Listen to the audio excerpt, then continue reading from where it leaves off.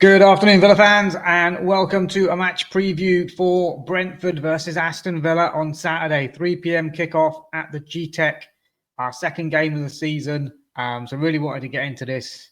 We need some pace. Guessand or Malen need to start. There's your match preview. Like and subscribe. Goodbye.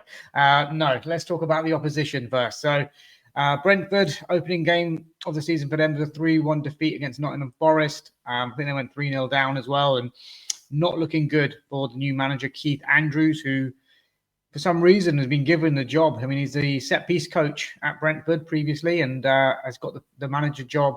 Obviously, Thomas Frank's moved on to Tottenham. But I think Brentford are in a whole heap of trouble this season.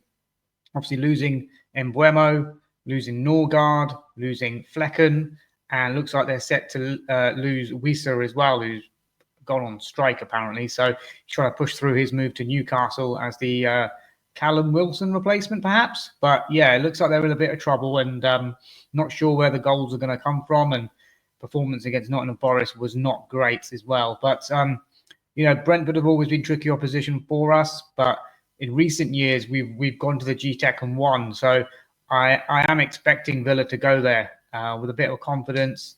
I want us to play with width. I want us to play with players who can carry the ball. I don't want to see us go narrow like we did against Newcastle. I understand the thinking behind it, and yes, I was calling for Onana to start that game.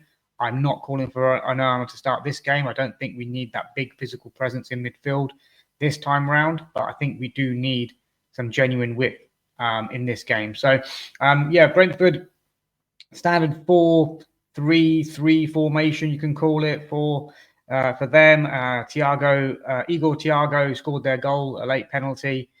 He's going to sort of lead the line for them. I think he's been out injured for most of last season and looks to be their main striker now that Wissa's not in the picture. And they've got Fabio Carvalho playing. I think Kevin Sade as well. So they've got some okay players, but nowhere near the standard to where they were sort of last season and years before that under Thomas Frank. So it's going to be for me, I put them down to go down. I think they will. I think alongside, I said Leeds, Burnley and Brentford were my three to go down, Sunderland to stay up. I'll stick by that for now. I just don't think Keith Andrews is going to have the pull to bring in players as well, even if he does get money for Wissa. I don't think he's the name of a manager to attract top players to Brentford. So I think they are going to struggle. And I think their own fans are kind of gearing ahead for a season of survival, really. So, but yeah, we obviously played against Newcastle, goalless draw. Lucky to really get a point in the end. Obviously, Konsa is suspended for this game. I think it's just a one match ban. Correct me if I'm wrong in that on the comments, but I think we're likely to see Emi Martinez return. I know Bizot put in a man of the match performance against Newcastle, pulled off some great saves, especially early on against Alanga and then denying Gordon as well, and looked confident, looked good. But I think Emi Martinez is back, and I just think we need him back in goal. I think Bizot will sit on the bench for this one. So Konsa suspended, so obviously he went with Boubacar Kamara as the right centre-back. Obviously, Unai Emery likes the balance of playing a right-footed centre-back on the right-hand side of defence. We don't have that luxury, really, apart from Lamar Bogard, and I can't really see him being chucked in for this game either. And I don't think Kamara will start at centre-back for this game either.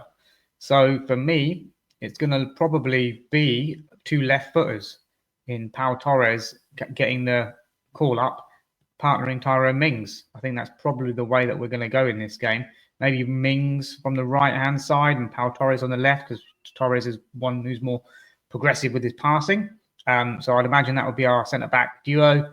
Matty Cash today linked with the return to Forest. His cross led to Alanga's, through ball into Gordon, which led to the red card. And, he did a couple of good blocks in the game from sort of Harvey Barnes and, taking one for the team in that respect. We don't have a right back, to challenge him. Andres Garcia is injured, out of favour. I'm not sure yet. So it looks like Matty Cash will be nailed on at right back. Left back, Digne obviously got the nod against Newcastle, and obviously we needed to be a bit defensively smart and clever in that. Today, in this game, I think we can look at someone like Maatsen coming in and being a bit more progressive. So I would play Ian Maatsen at left back for this one. My CDM pairing would be Boubacar Kamara and Yuri Tielemans. So just pushing Tielemans back, pulling the Tielemans back a little bit. And obviously that, puts Amadou Onana onto the bench. And then ahead of that is where it's very, very important. Obviously, Morgan Rogers just picking up his Young Player of the Year award. So congratulations to Morgs on that. Hopefully he'll be buzzing, full of confidence and wanting to prove a point. Obviously, he talked about making the England squad and wanting to play in the World Cup. So he's going to hopefully be up for this game. And I want him playing in the 10. So Morgan Rogers in the 10. And then John McGinn probably from the right, I would imagine, for this one. And then I want to see some pace on the wing. I think this time we've got to see Guessand or Malen starting. I'm going to go with Guessand because I think he can play from the left and cut in. I think Malen would be a good player to bring on in the second half and give him at least sort of, 20 minutes or so, whether that's for Guessand or we take off McGinn and go with two real out-and-out wingers as such. And then obviously Ollie Watkins sort of picks himself up front at the moment as well. So that's my predicted lineup for the game, guys. And I think, it's going to be, it's always a difficult game against Brentford, although they don't look as sharp as they have been over the years. So I think they're there for the taking. And I'm going to go with Villa to score early and get a resounding 3-1 away victory here. I think Ollie Watkins will score against his former team.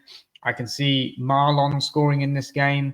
And I think Morgan Rogers will probably get off the mark as well for the season and sort of, celebrate his Young Player of the Year award with a goal as well. So that's my kind of predicted lineup and score prediction for you in this one. But yeah, I just feel as though this is a game we have to win. If we are sort of serious about, being sort of European contenders, top 5, top 6, whatever it might be, this is 3 points that we need in the bag. Brentford are all over the shop. I think Keith Andrews won't last the season in terms of staying in charge.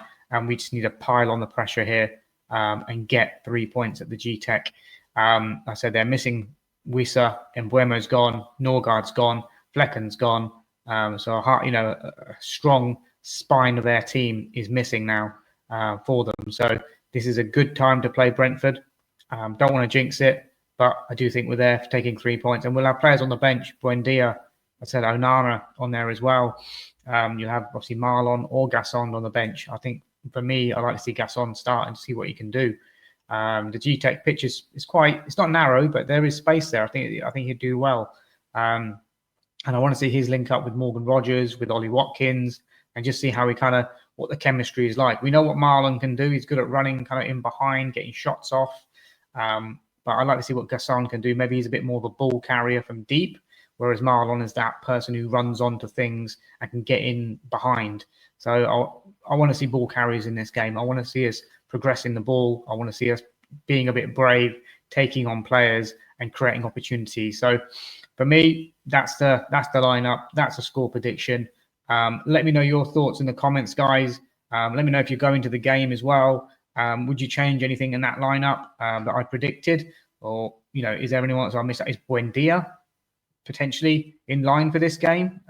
Does Onana keep his place? And do we put Boubacar Kamara at right centre-back? Didn't put a foot wrong against Newcastle when he went in there. But would you want to see him at right centre-back? Not too sure about. I think he's one of our best ball winners in midfield, and he can play as well. And I wouldn't want to see him playing from centre back.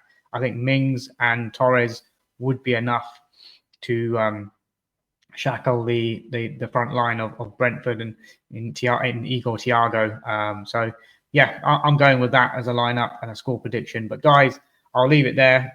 Quick match preview. Let me know your thoughts. Let me know your comments as well below.